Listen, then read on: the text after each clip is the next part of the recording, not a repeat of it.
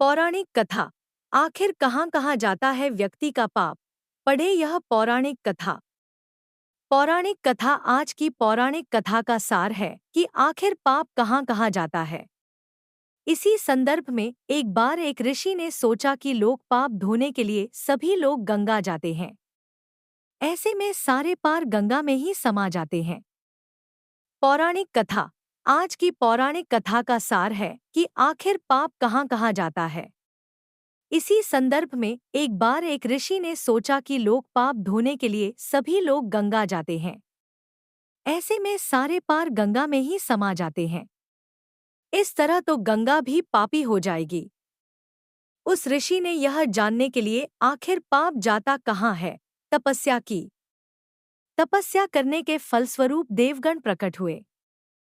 तब ऋषि ने उनसे पूछा कि गंगा में जो पापा धोया जाता है वह कहाँ जाता है। तब भगवान ने कहा कि चलो गंगा जी से ही पूछते हैं इस बारे में। ऋषि और भगवान दोनों ने ही गंगा जी से पूछा कि हे गंगे, सब लोग तुम्हारे यहाँ पाप धोते हैं, तो इसका मतलब क्या आप भी पापी हुईं? तब गंगा ने कहा कि मैं कैसे पापी हो गई। मैं तो सभी पाप लेकर समुद्र को अर्पित कर देती हूँ। इसके बाद ऋषि और भगवान समुद्र के पास गए और उनसे पूछा कि हे सागर, गंगा सभी पाप आपको अर्पित कर देती है, तो क्या आप पापी हो गए? तब समुद्र ने कहा कि वो कैसे पापी हुआ। वो सभी पाप को भाप बनाकर बादल बना देता है।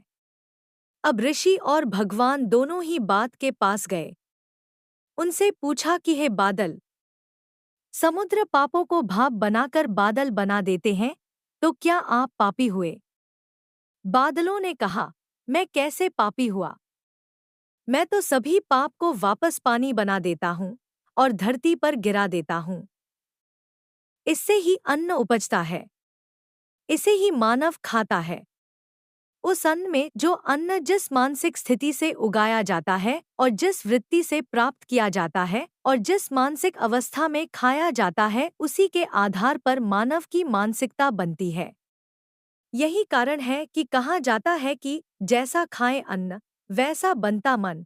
जिस वृत्ति से अन्न प्राप्त किया जाता है और जिस मानसिक अवस्था में खाया जाता है, वैसा ही विचार मानव का बन जाता है। ऐसे में हमेशा भोजन शांत रहकर ही ग्रहण करना चाहिए। अन्न जिस धन से खरीदा जाए वह धन भी श्रम का होना चाहिए।